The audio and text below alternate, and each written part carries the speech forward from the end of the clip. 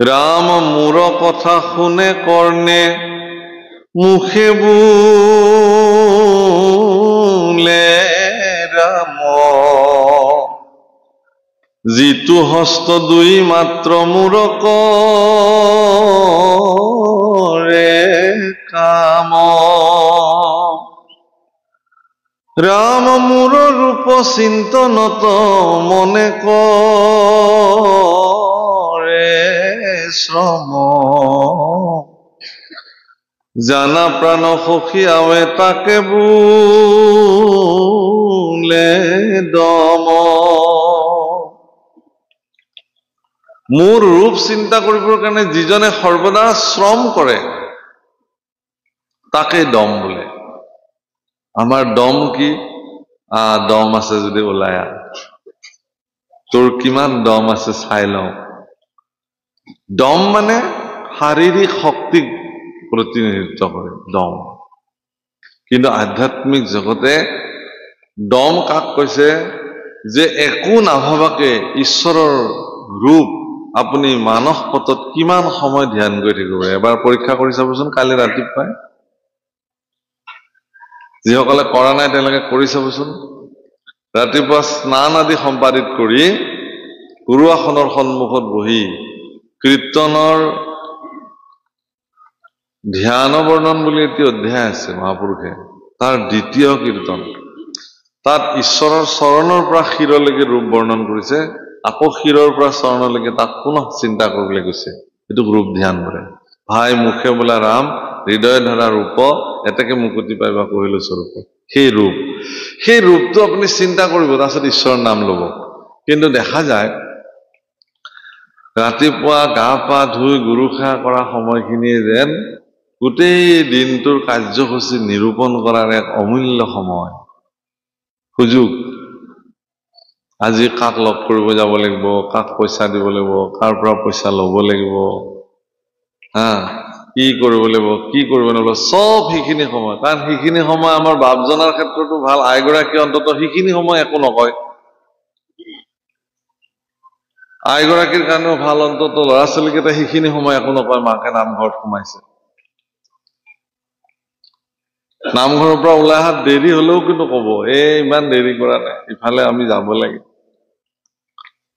গতিকে যিখিনি সময় ঈশ্বৰৰ ৰূপ চিন্তা কৰিবৰ কাৰণে বহু বুলি ভাবো সেইখিনি সময়তো আমাৰ বিভিন্ন ধৰণৰ চিন্তা চৰ্চা সোমায় সেইকাৰণে যিজন ব্যক্তিয়ে খুব সামৰ্থ্য যাৰ আছে তেওঁ সকলো কথা বাদ দি কৃষ্ণৰ ৰূপ যদি একান্ত চিত্তে চিন্তা কৰিব পাৰে যোনে যিমান সময় চিন্তা কৰিব পাৰে তেওঁৰ সিমান দম আছে বুলি ধৰা হয় সিমান শক্তিশালী তেওঁ মানসিকভাৱে আপোনালোকে বুজি পাইছে নিশ্চয় দৰ্শনত ইয়াক শূন্য চিন্তা বুলি কৈছে শূন্য চিন্তাত কিমান সময় থাকিব পাৰে আপুনি নোৱাৰে শূন্য চিন্তা বুলি বস্তুই জগতত নহয় মানুহৰ বিষয় লোকৰ কিবা নহয় কিবা এটা চিন্তা আপুনি এতিয়াও ভাবকচোন বহি পেলাই একো নহভাবাকে নোৱাৰে এটাৰ পিছত এটা একদম চিৰিয়েলি চিন্তা কিবা নহয় কিবা চিন্তা কোনো কামত নোহোৱা চিন্তা হলেও আহিব কামত অহা চিন্তা হলেতো ভালেই কামত নহা চিন্তা হলেও আপোনাৰ মনত কিন্তু যিবিলাক সন্ত পুৰুষ আছে জগতত সাত্বিক পুৰুষ আছে তেওঁলোকে কিন্তু বহু সময় জুৰি কেৱল ঈশ্বৰৰ ৰূপকে চিন্তা কৰি স্থিৰভাৱে বহি থাকিব পাৰে এইটো শক্তি তেওঁলোক অসুৰ বিলাকৰো এই শক্তি আছিলে হিৰণ্যকশিপুৰ দৰে দৈত্যই সেনেকে তেওঁলোকৰ উপাস্য ভগৱানৰ ছবি ধ্যান কৰি তেওঁলোকে থাকিব পাৰিছে কিন্তু মনুষ্যসকলৰে নাই বিষয়ী আমি তেনেকুৱা বহুত হেৰি আছে হীৰা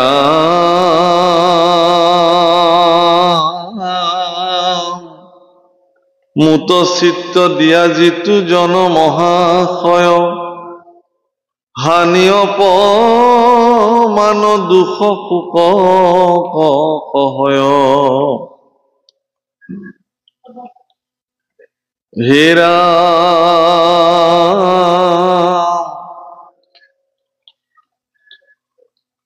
তাৰে নাম ক্ষমাৱে জানিবায়ো ধৱ ক্ষমাৱন্ত পুৰুষৰ নাহি পৰাভ পৰাভ মানে পৰাজিত নহয় ক্ষমা কৰি দিব পৰাটো পৃথিৱীৰ শ্ৰেষ্ঠ গুণ কিন্তু আমি বিলাক ইমানেই অসহিষ্ণু যে আমি ক্ষমা কৰি দিব পৰা ক্ষমতা আমাৰ মনত জাগ্ৰত নহয়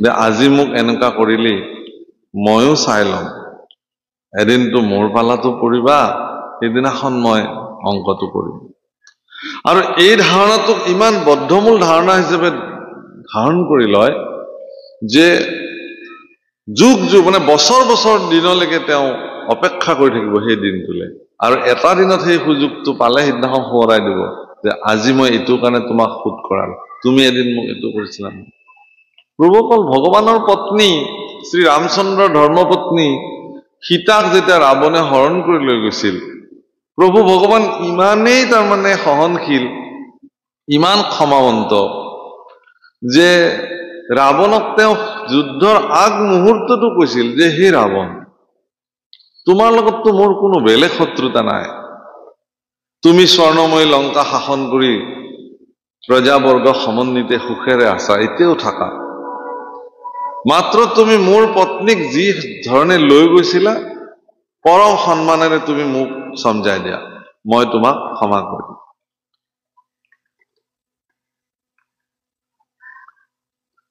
সেইকাৰণে গুৰুজনাই ইয়াৰ ওপৰত ভৰসা কৰি লিখিছে অন্ধ মৌগুধ দশ স্কন্ধ পাপ বুধ জানকী ক্ষীৰত চৰাই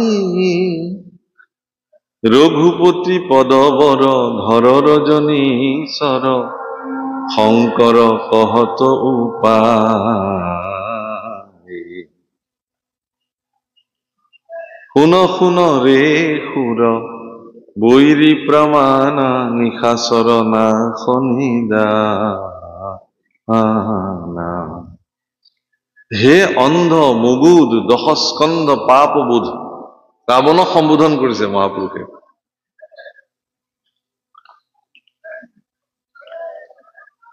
অন্ধ মুগুদ দশস্কন্ধ পাপ বোধ জানকীক ক্ষীৰত চৰাই তুমি জানকীক ক্ষীৰত তুলি লৈ গৈ ৰঘুপতিৰ শ্ৰেষ্ঠ চৰণত তুমি আশ্ৰিত হোৱা তোমাক ভগৱন্তই সহায় কৰিব ক্ষমা কৰি দিব একো নকৰে আৰু এই কথা বিভীষণে তেওঁক সৰ্বদা কৈছিলে যে মোৰ বিশ্বাস মোৰ প্ৰভু শ্ৰীৰাম তেওঁ দয়ানিধি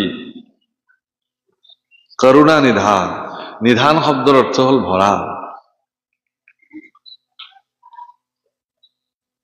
তেওঁ জটায়ুক পিতৃ বুলি জ্ঞান কৰিব পাৰিছিল কেৱটক তেওঁ আলিংগন কৰি বন্ধু পাতিছিল শবৰীৰ দৰে নিজ জাতিৰ এগৰাকী মহিলাৰ জোঠা তেওঁ খাব পাৰিছিল হয়নে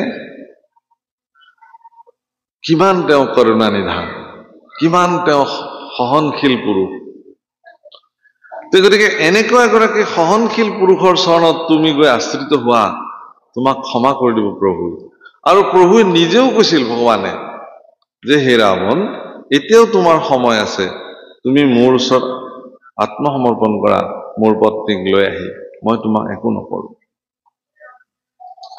কিন্তু দুৰাচাৰী অহংকাৰী ৰাৱণৰ মনত এই ভাৱনাই কেতিয়াও দৃঢ় ৰূপে স্থিতি নললে যাৰ কাৰণে তেওঁৰ ধ্বংস অনিবাৰ্য হৈ গল সেইকাৰণে কৈছে অহংকাৰে হতলংকা অহংকাৰৰ ফলতে লংকা ধ্বংস হৈ গৈছিল ভগৱানৰ ভক্তসকলৰ হৃদয়ত তিলমানো যাতে অহংকাৰ নাথাকে তাৰ কাৰণে ভগৱানে বিভিন্ন কৰ্ম সাধন কৰে আপুনি এগৰাকী নিৰহংকাৰী সত্তা হিচাপে জগতত থাকক ভগৱানে এইটো বিচাৰে ভগৱানৰ ভক্তসকলৰ মনত যাতে কিঞ্চিত মানে অহংকাৰৰ ভাৱনাই ক্ৰীড়া নকৰে তাৰ কাৰণে ভগৱানে প্ৰতিগৰাকী ভক্তকে এই ধৰণে প্ৰেৰণা দিয়ে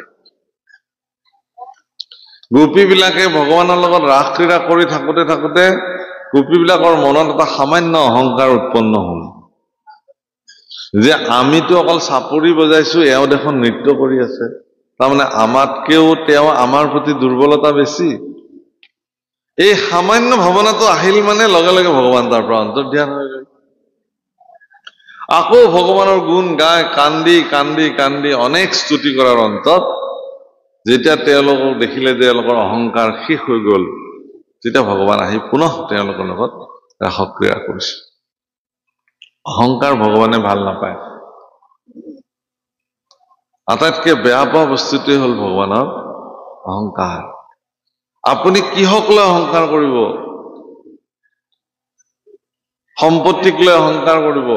আপোনাতকে বহু বেছি সম্পত্তি থকা মানুহ পৃথিৱীত আছে। শিক্ষাক লৈ অহংকাৰ কৰিব। আপোনাতকে অনেক শিক্ষিত ব্যক্তি এইখন জগতত আছে। শাৰীৰিক সামৰ্থ্যক লৈ আপুনি অহংকাৰ কৰিব। আপোনাতকে বহুত বলশালী পুৰুষ পৃথিৱীত আছে। সৌন্দৰ্যক লৈ আপুনি অহংকাৰ কৰিব নোৱাৰে। আপোনাতকে বহুত সৌন্দৰ্যৱান ব্যক্তি পৃথিৱীত আছে। কিহক লৈ অহংকাৰ কৰিব? আৰু যিবিলাক বস্তুক লৈ আমি অহংকাৰ কৰোঁ, সেই বস্তুবিলাক আমাৰ জীৱনৰ স্থায়ী নহয়। সময়ৰ লগে লগে ইয়াৰ স্খলন ঘটে। মই যদি আজি নিজকে বহুত ধুনীয়া মানুহ বুলি ভাবো, মোৰ এই সৌন্দৰ্যটো স্থায়ী নহয়। বয়সৰ লগে লগে ইও স্খলন হৈ গৈ থাকিব। কিন্তু ব্যক্তিত্বৰে যদি এজন ব্যক্তি সৌন্দৰ্যশালী হয়, তেওঁৰ যদি ব্যক্তিত্ব ধুনীয়া হয়, তেতিয়াহ'লে সেই ব্যক্তি যিমানেই তেওঁৰ বয়স হৈ যাব, শাৰীৰিক সৌন্দৰ্য তেওঁৰ লোপ পাই গৈ থাকিব। ছাল সতৰা সতৰি দিব, চকু ধুলু ধুলু হ'ব, কঁকাল পৰি যাব, ছাল সতৰা সতৰি দিব পাৰে। কিন্তু তেওঁৰ ব্যক্তিত্ব যদি ধুনীয়া হয়, যিমানেই তেওঁৰ বয়স যাই থাকিব, তেওঁৰ ব্যক্তিত্বটো সিমান প্ৰজ্জ্বল হৈ গৈ থাকিব। মানুহে তেওঁক সিমান শ্ৰদ্ধা কৰিবলৈ আৰম্ভ কৰিব, সিমানে তেওঁক ভাল পাবলৈ আৰম্ভ কৰিব। সেইকাৰণে আপোনালোক ব্যক্তিত্বৰ সৌন্দৰ্যশালী হ'বৰ কাৰণে প্ৰয়াস কৰক। আমাৰ ল'ৰা ছোৱালীবিলাকক এই কথা শিকাব লাগে যে তোমাৰ শাৰীৰিক সৌন্দৰ্যটো মানুহক লাগিব বাৰু, দৰকাৰ। মানুহে শাৰীৰিক সৌন্দৰ্য নিজকে ধুনীয়া কৰি ৰখাটো ভাল কথা। খুব ৰুচিশীল ব্যক্তিবিলাকে নিজকে সৌন্দৰ্যশালী কৰি ৰাখে, সেইটো তেওঁলোকৰ স্বভাৱ, ডাঙৰ কথা নহয়, ভাল কথা। কিন্তু সৌন্দৰ্যৰ চৰ্চা মানে তেওঁ নিজকে সুস্থ কৰি ৰাখিবৰ কাৰণে প্ৰয়াস কৰিব। আৰু প্ৰকৃত সৌন্দৰ্যশালী ব্যক্তিবিলাকে বাহ্যিক সৌন্দৰ্যতাতকে আভ্যন্তৰিক সৌন্দৰ্যতাৰ প্ৰতি বেছি সচেষ্ট। যিজন নিৰোগী ব্যক্তি পৃথিৱীত, তেওঁতকে আৰু সৌন্দৰ্যশালী ব্যক্তি পৃথিৱীত দ্বিতীয়জন নাই। যিমান সৌন্দৰ্যশালী ব্যক্তি হলেও তেওঁৰ শৰীৰত যেতিয়া ব্যাধি আহি লগ দিয়ে, সেই সৌন্দৰ্যই আৰু তেওঁক একো কৰিব নোৱাৰে। তিল তিলকে তেওঁৰ সেই বাহ্যিক সৌন্দৰ্য এদিন কি হৈ যাব? বিনাশ হৈ যাব। কিন্তু মই সেইকাৰণে আজিৰ যিবিলাক উঠি অহা ল'ৰা ছোৱালী প্ৰজন্ম, তেওঁলোকৰ প্ৰতি মোৰ খুব নিবেদন। মই আচলতে ভাগৱত কথা বয়োজ্যেষ্ঠ ব্যক্তিসকলৰ কাৰণে কৰিব লাগে বুলি মই প্ৰয়োজন বোধেই নকৰোঁ। যিসকল বয়োজ্যেষ্ঠ বয়োবৃদ্ধ লোক ভাগৱত শুনিবলৈ বহে, তেখেতলোকৰ প্ৰতি মই একোৱেই নকওঁ। তেখেতলোকৰ প্ৰতি মোৰ সশ্ৰদ্ধ প্ৰণিপাত এই যে মোতকেও আপোনালোকৰ অভিজ্ঞতা বহুত বেছি, গতিকে বাস্তৱিক ভাগৱত মোতকে আপোনালোকে বেছিকে জানে। কাৰণ এৰি অহা যিবিলাক দিন আপুনি এৰি থৈ আহিছে, মোতকে যিসকল বয়োজ্যেষ্ঠ লোক ইয়াত বহি আছে, সময়ৰ শিক্ষাই আপোনালোকক ইমান শিক্ষিত কৰি ৰাখিছে, আপোনালোকৰ সেই দিনটো পাবলৈ মোৰ এতিয়াও সময় আছে। কিন্তু সেই দিনটোৰে আপোনালোক কিন্তু অভিজ্ঞতাৰে অভিজ্ঞ, এতেকে আপোনালোকক আৰু শিকাব পৰা অৱস্থাত মই নাই। কিন্তু যিবিলাক উঠি অহা ল'ৰা ছোৱালী, তেওঁলোকৰ কাৰণে মই কওঁ, এতিয়া আজিৰ তাৰিখত গাঁৱে ভূঞে বা অঞ্চলবিলাকত আপুনি দেখিব যে খুব কম বয়সৰ ল'ৰাবিলাকে নিচাযুক্ত দ্ৰব্যৰ আসক্তি হৈ তেওঁলোকৰ সুন্দৰ সুন্দৰ জীৱনবিলাক বিনষ্ট কৰি পেলাইছে। হয়তো আপোনালোকৰ ইয়াতে নাই, মই এইটো নকওঁ, মই বেলেগৰ কথা কৈছো, ইয়াত নাই ধৰি ললো। কিন্তু আজিৰ তাৰিখত হৈছে কি যে যিবিলাক মানে আপোনালোকে এটা বস্তু চাব যে ব্ৰহ্মবোধি বুলি কাক কয়? ব্ৰহ্মবোধিতকে আৰু ডাঙৰ পাপী কোনো নাই পৃথিৱীত। অৰ্থাৎ যিজনে কাৰোবাক হত্যা কৰে তেওঁক ব্ৰহ্মবোধি বোলে। কাৰণ যিহেতু প্ৰত্যেকটো ঘটতে ব্ৰহ্ম বিদ্যমান, গতিকে কোনোবা এটা জীৱক হত্যা কৰিলে তেওঁ ব্ৰহ্মবোধি হয়। অজামিলকো ব্ৰহ্মবোধি বোলে, কিন্তু অজামিলে কাক হত্যা কৰিলে? কাকোতো মাৰা নাই, কিন্তু অজামিল ব্ৰহ্মবোধি কেনেকে? ডাঙৰ প্ৰশ্ন। অজামিল এগৰাকী নৈষ্ঠিক ব্ৰাহ্মণ আছিল, এগৰাকী নীতি কাষ্টৰে পৰিপূৰ্ণ ব্ৰাহ্মণৰ পুত্ৰ আছিল অজামিল। পিতৃয়ে ক'লে যে বাবা তুমি অৰণ্যলৈ যোৱা, যজ্ঞৰ কাৰণে সামগ্ৰী লৈ আহা। যজ্ঞৰ সামগ্ৰী বিচাৰি যোৱা অজামিলে অৰণ্যত গৈ পেলাই অৰণ্যৰ সীমাতে এটি ঘৰ দেখিলে, আৰু সেই ঘৰটোত এগৰাকী পতিতা নাৰী, বেশ্যা নাৰীক তেওঁ দেখিলে, আৰু সেই নাৰীগৰাকীৰ সৌন্দৰ্যত তেওঁ মোহিত হৈ গ'ল। আৰু তাতে তেওঁ পিতৃৰ যি নিৰ্দেশনা আছিল, ধৰ্মৰ যি তাগিদা আছিল, সেই সকলো জলাঞ্জলি দি তেওঁ সেই নাৰীগৰাকীকে জীৱনৰ সংগিনী হিচাপে গ্ৰহণ কৰিলে, আৰু তাতে তেওঁ দিনে ৰাতি সেই বিষয় সুখতে মজি থাকিবলৈ ললে।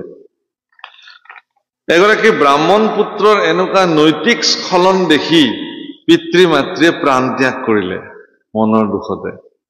এই যে দেউতাক মাকে তাৰ চৰিত্ৰৰ কাৰণে মৃত্যুবৰণ হব লগা হল, সেইকাৰণে এই ব্ৰহ্মবোধৰ পাপ তেওঁ স্পৰ্শ পালে।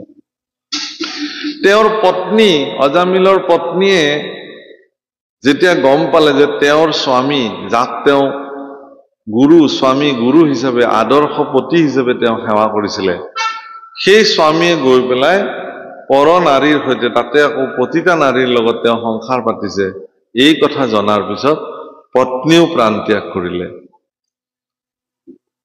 সন্তান বিলাকৰ কি হল? অনাথ হৈ গল, আলাই আথনি কৰি কাৰ কি হল হিচাপ নাই। এই যে এজন ল'ৰাৰ নৈতিক স্খলনৰ কাৰণে, চৰিত্ৰ স্খলনৰ কাৰণে তেওঁৰ এটা পৰিয়াল, পিতৃ মাতৃ পত্নী পুত্ৰ, এই সকলোবিলাক যে বিনাশ হৈ গল, এই সমস্তৰে বধৰ ভাগী হিচাপে কোন পাপত পৰিলে? অজামিল নিজেই পাপত পৰিলে। আমাৰ ল'ৰা ছোৱালীবিলাকক শিকাব লাগে যে এখন ঘৰৰ এটা ল'ৰা, সেই ল'ৰাটোৱে যেতিয়া গৈ নিচাযুক্ত দ্ৰব্যৰ কবলত পৰিব, ড্ৰাগছৰ কবলত পৰিব, চৰিত্ৰৰ স্খলন ঘটিব, নৈতিক স্খলনত অধপাতিত হব, তাৰ এই অৱস্থাটো দেখাৰ ফলত পিতৃ মাতৃৰ কি অৱস্থা হব?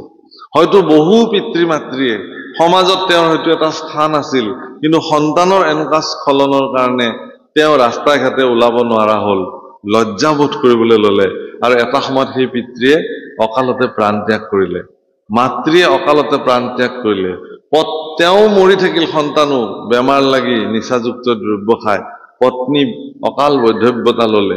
এই সকলোবিলাকৰ ব্ৰহ্মবোধি পাপ তেওঁৰ তাতে লাগে, তেওঁ কেতিয়াও নিস্তাৰ নাপায়। সেইকাৰণে খুব সাৱধান, খুব সাৱধান। আজিৰ প্ৰজন্মৰ যিবিলাক ল'ৰা ছোৱালীয়ে নিচাযুক্ত দ্ৰব্যৰ কবলত পৰিছে, তেওঁলোকে অন্তত এনেকুৱা শুভ দিন বিলাকত, আজি সাক্ষাৎ প্ৰভু জগন্নাথ বিদ্যমান হৈ আছে, এই গুৰু আসন বংশী গোপাল বিদ্যমান হৈ আছে, এনেকুৱা স্থানত লাগি থকা যিবিলাক প্ৰজন্মৰ ল'ৰা ছোৱালী, তেওঁলোকে আজি আচলতে এই পবিত্ৰ দিনটোত এটা সংকল্প ল'ব লাগে তেওঁলোকে, যে হে প্ৰভু, তুমি অন্তত আমাক নৈতিক স্খলনৰ পৰা, অধপাতিত হোৱাৰ পৰা ৰক্ষা কৰা, আৰু তোমাৰ চৰণত সংকল্প ললো, আজিৰ পৰা আৰু আমি এনেকুৱা ধৰণৰ নিচাযুক্ত দ্ৰব্য, মানে এইবিলাকৰ সংস্পৰ্শৰ পৰা আমি যাতে আঁতৰি আহিব পাৰো ভগৱান, তাৰ কাৰণে তুমি আমাক শক্তি দিয়া, সামৰ্থ্য দিয়া। মই যদি ভাবো যে এই আজিৰ এই পবিত্ৰ দিনটোত যদি ইয়াত উপস্থিত থকা প্ৰতিগৰাকী নতুন প্ৰজন্মই যদি এই সংকল্পটো লয়, তেতিয়াহ'লে ইমান টকা খৰচ কৰি যে এনেকুৱা পেণ্ডেল বনাই, ইমান টকা খৰচ কৰি আপোনালোকে এটা অনুষ্ঠান পাতিছে নহয়, সেইটোৰ তেতিয়াহে সাৰ্থক হ'ব। নহলে এনেকুৱা পেণ্ডেল দিয়া অনুষ্ঠান, ইয়াতকেও ডাঙৰ ডাঙৰ অনুষ্ঠান অসমত হৈয়ে আছে, চলি আছে, ভাগৱতী আহি আছে, পাঠ কৰি আছে, নাম পাৰ্টি আহি আছে, এতিয়া নাম নাগাৰা নাম হব, ইয়াত থিয় দিব নোৱাৰাকে মানুহ হব, বুজিছেন নাই? কি হব তাৰ পিছদিনা? এইবিলাক পেণ্ডেল ভাঙি যাব, লাইট নুমাই যাব, ইয়াৰে স্মৃতি ইয়াতে লোপ হৈ যাব, তাৰ পৰা আপোনালোকৰ কি হব?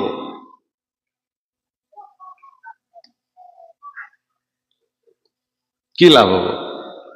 মই সেইকাৰণে কওঁ যে অন্তত যদি এনেকুৱা এটা ৰাজহুৱা সংকল্পৰ অনুষ্ঠান হ'ব লাগে এতিয়া যে এনেকুৱা ধৰণৰ আধ্যাত্মিক অনুষ্ঠানবিলাকত একদম দিব্য বন্তি ভগৱানৰ চৰণত ডাঙৰকে চাকি জ্বলাই দি সকলো ডেকা ল'ৰা ছোৱালী লগ লাগি ভগৱানৰ ওচৰত সংকল্প ল'ব লাগে একদম স্পষ্ট যে হে প্ৰভু যদি মোৰ শৰীৰত কিঞ্চিত মানো বদ অভ্যাস আছে আজিৰ পৰা তুমি ইয়াক বিলুপ্ত কৰি দিয়া মোক শক্তি দিয়া ভগৱান যাতে মই মোৰ নৈতিক চৰিত্ৰ স্খলনৰ পৰা মই যাতে নিজক ৰক্ষা কৰিব পাৰোঁ মই এগৰাকী সৎ মানুহ হিচাপে মোৰ পিতৃ মাতৃৰ আদৰ্শক জগতত যাতে মই প্ৰতিষ্ঠা কৰি ৰাখিব পাৰোঁ সমাজৰ কল্যাণৰ কাৰণে মোক তুমি ব্যৱহাৰ কৰা ভগৱান মোৰ এই ক্ষুদ্ৰ শৰীৰটোৰ দ্বাৰা যাতে জগতৰ অকল্যাণ কেতিয়াও নহয় কল্যাণ আৰু কল্যাণ হওক তাৰ কাৰণে মোক তুমি শক্তি দিয়া ভগৱানে নিশ্চয় দিব শক্তি কাৰণ এই অনুষ্ঠানত যি বাতাবৰণ নিৰ্মাণ হৈছে ইয়াত সাক্ষাৎ ভগৱান বিদ্যমান হৈ আছে সেই ভগৱানে আপোনাক কৃপা কৰিবৰ কাৰণে ইয়াত বহি আছে কোটি টকা খৰচ কৰি আপোনালোকে নামঘৰ নিৰ্মাণ কৰিছে ইয়াত ভগৱন্ত পুৰুষ বিদ্যমান হৈ আপোনালোকক আশীৰ্বাদ কৰিবৰ কাৰণে তেওঁ আহি ইয়াত বহি আছে কিন্তু আপোনালোকে যদি আশীৰ্বাদটো প্ৰাপ্তি কৰাৰ ব্যৱস্থা নকৰে তেতিয়াহ'লে ভগৱানে কি কৰিব কেৱল মাত্ৰ দেখাক দেখি সকলোৱে কৰে আমিও কৰিছো সকলোৱে এনেকৈ পেণ্ডেল দিয়ে আমিও দিওঁ সকলোৱে এজন ভাগৱতী মাতি লৈ আহে আমিও লৈ আহিছো ৰিজু পাঠকক ইয়াত ভাগৱত পাঠ শুনিছো ভাল নাম পাৰ্টি লাগিব নাম পাৰ্টি লৈ আহিছে আৰু অন্যান্য অনুষ্ঠান পাতিব পাৰে কিন্তু মই দেখিছো এতিয়া যে আজিতো মোৰ ইয়াতে এটা কথা ভাল লাগিছে যে ইয়াত ডেকা ল'ৰাখিনি ইয়াত লাগি আছে এইটো এটা বহুত মই ভাবো এইটো এটা বহুত পজিটিভ চাইন ধনাত্মক কল্যাণকাৰী চিহ্ন কাৰণ মোক সত্ৰলৈকে মাতিব গৈছে সৌসিদিনাখন মোক লগ কৰিছে তাতে গৈ মানে এই যে আপোনালোকৰ উঠি অহা যিখিনি ডেকা ল'ৰা এওঁলোকৰ এতিয়াও শক্তি সামৰ্থ্য সকলো আছে শৰীৰত এওঁলোকে যিকোনো কাম কৰিব পাৰে গতিকে এই যে উঠি অহা নৱপ্ৰজন্মৰ ল'ৰা ছোৱালীখিনিয়ে লগ লাগি পেলাই এনেকুৱা এটা সুন্দৰ অনুষ্ঠান গঢ় দিয়াৰ কথা তেওঁলোকে ভাবিছে এইটো কিন্তু এটা মংগলজনক কথা তাৰ লগত মাত্ৰ এইখিনি সংলগ্ন কৰি দিব লাগে মাত্ৰ যোগ কৰি দিব লাগে যে আমি আজিৰ পৰা সংকল্প ললো যে কোনো ধৰণৰ নিচাযুক্ত দ্ৰব্যকে প্ৰাৰম্ভ কৰি সামাজিক নৈতিক স্খলনৰ সকলো কাৰ্যৰ পৰা আমি বঞ্চিত হৈ থাকিম আজিৰ পৰা ভগৱান তুমি শক্তি দিয়া আৰু প্ৰতি বছৰে এই অনুষ্ঠানটোত প্ৰতিষ্ঠা দিৱসত প্ৰতি বছৰে যদি প্ৰত্যেকজন এই অঞ্চলৰ ডেকা ল'ৰা ছোৱালীবিলাকে যদি মই অকল ল'ৰাক কোৱা নাই ছোৱালীকো কৈছো মই মানে সমসাময়িকভাৱে ছোৱালীও কম নহয় তেওঁলোকো আগবাঢ়ি গৈ আছে মই দেখিছো আমি পাওঁ ৰিজাল্ট এইবিলাক তেওঁলোকো আগবাঢ়িছে এইবিলাকত অধপতন নৈতিক স্খলন তেওঁলোকেও সংকল্প লওক বুজিছানে কি এইবিলাক সিদিনাখন গাড়ীতে মই দেখিছো আমি সিদিনাখন মানে মোৰ চকুতে কি সেইবোৰ পেকেট খুলি খুলি খাই যে কি নাম কয় এইবোৰ যি নহওক সেইবিলাক খাইছে নাজানো মানে এইবোৰ ছোৱালী এজনী বেগৰ পৰা উলিয়াই খাইছে মোৰ চকুৰ আগত মই মানে গাড়ীখনত বহি আছো আমাৰ এওঁলোক নামি গৈছে মই দেখিছো ছোৱালী এজনী উলিয়াই পেলাই গাভৰু ছোৱালী মই বিচুতি খালো তাইৰ মুখৰ ফালে মই চাইছো মোৰ ছোৱালীজনীলে মনত পৰিছে মোৰো এজনী ছোৱালী আছে কোন বাপেকৰ এজনী ছোৱালী দেউতাকে বা কি ভাবি আছে মোৰ ছোৱালীজনী বাহিৰলৈ তাই এইটো কাম কৰি আছে মানে কি বিজ্ঞাপন দিছে চিনেমা এক্টৰ বিলাকে টিভিত মোবাইলত আৰু সেই পেকেট বিলাক খাই খাই দেখুৱায় আমাৰ তেওঁলোকৰ শাৰীৰিক সৌন্দৰ্যবিলাক আপোনালোকে চাবচোন কিমান পাহুৱাল কিমান শৰীৰৰ প্ৰতি তেওঁলোক সচেতন ধুনীয়া ধুনীয়া শৰীৰ তেওঁলোকৰ যিবিলাকে এইবিলাক বিজ্ঞাপন দিয়ে আপোনালোকে জানে তেওঁলোকে বিজ্ঞাপনহে দিয়ে তেওঁলোকে কিন্তু নাখায় আৰু তেওঁলোকক দেখি যিবিলাকে খায় সেইবিলাকৰ শৰীৰবিলাক চাবচোন বতাহতে বাগৰি পৰা বুকুৰ কামিহাৰা গণিব পাৰি সিহঁতৰ কি সিহঁতৰ এইটো শৰীৰ কোনে এই পৰ্যায়লৈ লৈ গ'ল বুজিছে নাই গতিকে মানে অন্ধকাৰ যিখন জগত আছে সন্ত্ৰাসবাদীৰ যিখন জগত আছে কলা জগত যিখন আছে সেই অন্ধকাৰ জগতখনৰ এচাম মানুহে ভাবে যে উঠি অহা প্ৰজন্ম, মই এটা কথা কৈছো, আজি এইখন গাঁৱৰ যদি ডেকা ল'ৰাখিনিক বাহুবলী পৰাক্ৰমী হৈ থাকে নহয়, একজোট হৈ থাকে তাহাঁতে, তে এই অঞ্চললৈকে, এইখন স্থানত বেয়া মানুহ সোমাবৰ কাৰণে 100 বাৰ চিন্তা কৰিব। বোলে সেই অঞ্চলৰ ডেকা ল'ৰাকেইটা সাংঘাতিক, সিহঁত বাহুবলী পৰাক্ৰমী, তেওঁলোকৰ তাত যাব নোৱাৰে। কিন্তু সেই দুষ্ট প্ৰকৃতিৰ যিখিনি সুবিধা ল'বৰ কাৰণে অঞ্চলবিলাকত প্ৰৱেশ কৰিছে ছদ্মবেশেৰে, তেওঁলোকে সদায় তাগিদাটো ল'ব কি, যে চলে বোলে কৌশলে এই অঞ্চলৰ ডেকা ল'ৰাখিনিক প্ৰথমতে নিশকতীয়া কৰি লোৱা যাওক, বলহীন কৰি লোৱা যাওক, বেমাৰী কৰি লোৱা যাওক, এলেহুৱা কৰি লোৱা যাওক, দুষ্ট কৰি লোৱা যাওক, তাৰপিছত আমি আমাৰ কামখিনি সমাধান কৰিব পাৰিম। যিজন ল'ৰাক মাকে 10 মাহ 10 দিন গৰ্ভধাৰণ কৰি অনেক কষ্ট কৰি ভাল মানুহ হওক বুলি ডাঙৰ কৰিছিল, যিজন পিতৃ জীৱনৰ সৰ্বোচ্চ পৰিত্যাগ কৰি কেৱল সন্তানটোৰ মংগলৰ কাৰণে জীৱনত কৰ্ম কৰিছে, এটা বয়সত পিতৃসকলৰ এনেকুৱা অৱস্থা হয়, আমি নিজেও পিতৃ হৈছো, এতিয়া অনুভৱ কৰো, যেতিয়া আমি সন্তান আছিলো দেউতাহঁতৰ সেই ত্যাগৰ কথা আমি ভবা নাছিলো, এতিয়া পিতৃ হলো কাৰণে দেউতাহঁতৰ ত্যাগৰ কথাবিলাক মনত পৰিলে দুখ লাগি যায়, যে আমাৰ কাৰণেতো দেউতাহঁতে এনেকুৱা কষ্ট কৰিছে, ত্যাগ কৰিছে, ইমানখিনি। নিজে নিপিন্ধি ভাল বস্তু এটা নিজে নিপিন্ধে, মই আৰু নিপিন্ধো, হ'ব ল'ৰাকে দিম, ছোৱালীকে দিম, এই পিতৃৰ চিন্তা। নিজে নাখায়, নিজে নিপিন্ধি, নিজে নকৰি সন্তান সন্ততিৰ কাৰণে যিবিলাকে পিতৃ মাতৃয়ে ত্যাগ স্বীকাৰ কৰি আহিছে, সেই সন্তান সন্ততি যেতিয়া ডাঙৰ হ'ব, হৈ পেলাই সেই পিতৃ মাতৃক অৱজ্ঞা কৰি তেওঁলোকে যেতিয়া অসৎ ৰাস্তাৰে গতি কৰিব, তেতিয়াহ'লে সেই পিতৃ মাতৃৰ জীৱনত শান্তি থাকিব নেকি? কেতিয়াও নহয়। গতিকে পিতৃ মাতৃক অশান্তি কৰাৰ ফলত তেওঁলোকৰ কেতিয়াও কল্যাণ নহয়। সেইকাৰণে ডাঙৰ কথাটো এইটোৱেই, যে যিজনে ক্ষমা কৰিব পৰা সামৰ্থ্য আছে, মানে কথাটো এইটো যে ক্ৰোধ সিজনে কৰিব পাৰে যিজনে ক্ৰোধক নিয়ন্ত্ৰিত কৰিব পাৰে। সেইকাৰণে ক্ৰোধক দোষ বুলি কোৱা নাই, ক্ৰোধক গুণ বুলি কৈছে। বিশ্বমিত্ৰৰ দৰে মহামুনিৰ শৰীৰত যি ক্ৰোধ আছিল, সেই ক্ৰোধ গুণ তেওঁৰ কাৰণে, দুখ নহয়। ক্ৰোধ কেনেকে গুণ হ'ব পাৰে? যেতিয়া তেওঁলোকে অৰণ্যত যজ্ঞ সাধন কৰিছিল, সেই যজ্ঞত আহুতি দিবৰ সময়তে, পূৰ্ণাহুতিৰ সময়তে ৰাক্ষসবিলাকে আহি, মাৰিচ সুবাহুৱে আহি সেই যজ্ঞ লণ্ডভণ্ড কৰি থৈ গৈছিল। ৰক্ত মাংস যজ্ঞত পেলাই দিছিল, যজ্ঞবিলাক নষ্ট হৈছিল। আৰু তেওঁলোকে ততাতয়াকে গৈ ভিতৰত সোমাইছিল। তেতিয়া ঋষিবিলাকে বিশ্বমিত্ৰক কৈছিল যে, হে গুৰুদেৱ, তুমিতো মহাপৰাক্ৰমী, শক্তিশালী, এই ৰাক্ষসবিলাকক তুমি মাৰি কিয় নেপেলোৱা বুলি কৈছিল। তাৰপিছত আমি শান্তিৰে যজ্ঞ কৰিম।